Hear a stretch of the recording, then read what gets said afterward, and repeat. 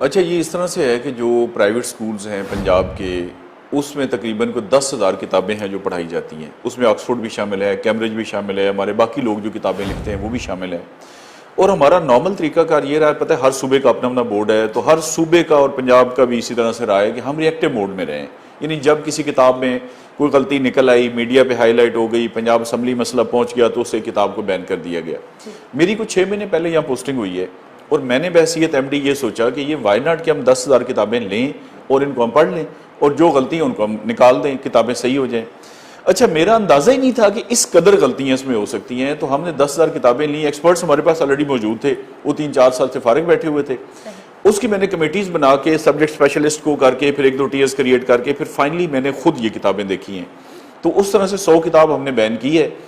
اب جو آپ کا سوال ہے کہ ان میں تھا کیا، آپ اندازہ نہیں کر سکتی کہ ان میں کیا کیا تھا. مطلب ہماری سب سے پہلے بحیثیت مسلمان، پاکستان 97% مسلمان ہیں یہاں پہ، قرآن پاک کی آیات کی عربی غلط لکھی ہوئی ہے. یہ بہت بڑا ایک کرائم ہے، اوفینس ہے، جرم ہے بہت بڑا. قرآن پاک کی آیات کی ایک کتاب میں مثال کے طور پر کوئی 10 آیات ہیں کم سے کم، میرے پاس یہ بکس پڑھی ہوئی ہیں جن کی عربی غلط لکھی ہوئی ہے. اس کے بعد قرآن پاک کی آیتوں کا ترجمہ غلط لکھا ہوا ہے.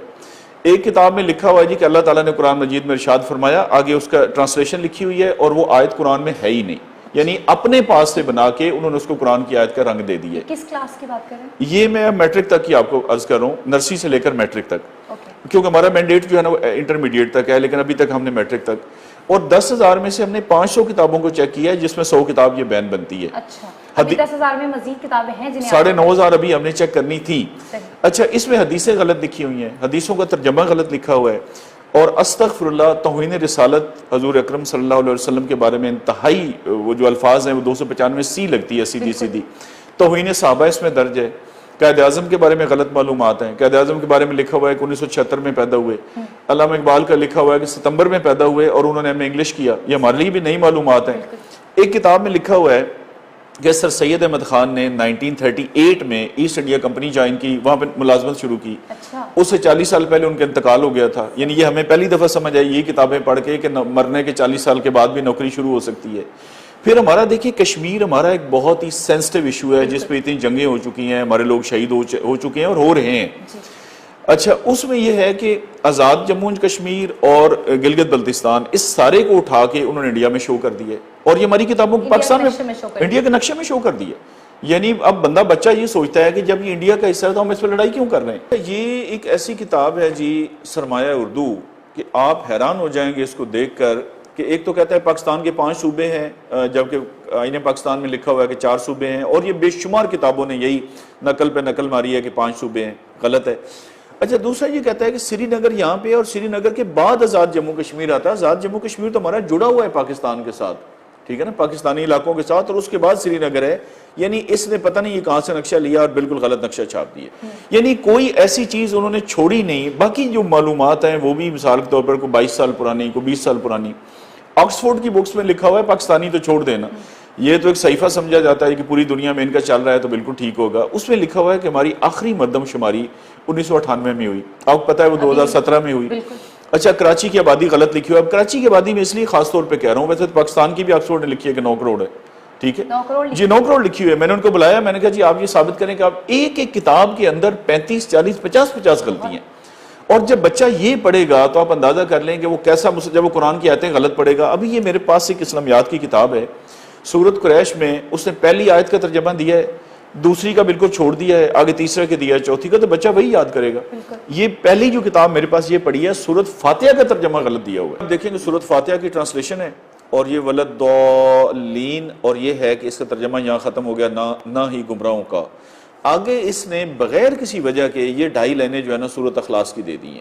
اب بچے، یہ تو میں نے نیلی لکیر خود لگائی ہے، بچہ کیسے فرق جان سکتا ہے کہ یہ ترجمہ یہاں ختم ہو گیا ہے؟ یعنی کسی نے اس کو چیک ہی نہیں کیا. ایک کتاب کے اندر لکھا ہوا ہے، یہ آکسفورڈ کی کتاب، ہمارے بچے بچیاں ماشاءاللہ جو ہم بڑی بھاری فیسیں ادا کر کے انگریزی اسکولوں میں بھیجتے ہیں اور پک ڈراپ دے کے ہم سمجھتے ہیں کہ 1 1.5 لاکھ روپے خرچ کیا ہے تو بڑا اچھا مسلمان تیار ہو رہا ہے.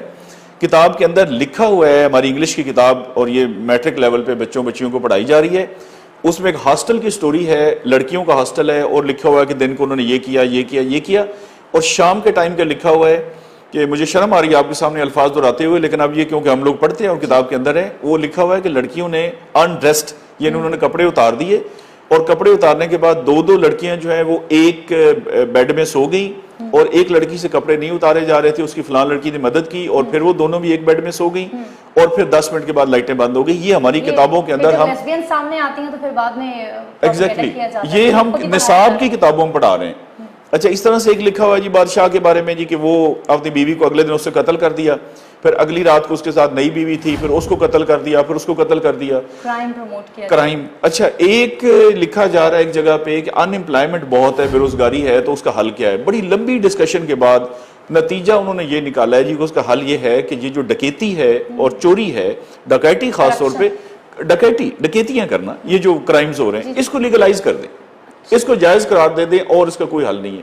اب یہ مواد ہوگا تو آپ مجھے بتائیں کہ ان کو بین کرنا چاہیے یا ان کو گولڈ میڈل دینا چاہیے؟ اسے تو بین ہی کرنا چاہیے، جس طرح سے آپ بتا رہی ہیں طور پہ ہم دیکھیں گے بھی، اور بکس میں ظاہری سی بات ہے آپ نے وہ اس کی نشاندہی بھی کی ہوگی. لیکن میں یہاں پر آپ سے یہ سوال پوچھنا چاہتی ہوں کہ آپ کو ماشاء اللہ اتنے سال ہو گئے ہیں، آپ سروس میں ہیں، کیا وجہ ہے کہ 6 مہینے 4 مہینے 5 مہینے سے زیادہ آپ ٹکتے نہیں ہیں؟ ہاں وہ میں اس لیے نہیں ٹکتا کہ دیکھیں نا سسٹم جو مجھ سے کرانا چاہتا ہے وہ میں نے نہیں کرنا، اور جو میں کرنا چاہتا ہوں سسٹم اس کی اجازت نہیں دیتا. تو یہ سسٹم اور میری لڑائی ہے، اور یہ آخری دم تک چلنی ہے انشاءاللہ تعالیٰ. دیکھیں نا یہ کربلا سے بھی پہلے کی کہانی ہے کہ حق اور ناحق. اچھا ابھی یہ ہے، میں آپ کو عرض کرتا ہوں کہ یہ وہ کام ہے جو میں نے کیا ہے جس کے مجھے پیسے ملتے ہیں، مجھے تنخواہ ملتی ہے بحیثیت ایم ڈی کہ میں یہ کام کروں.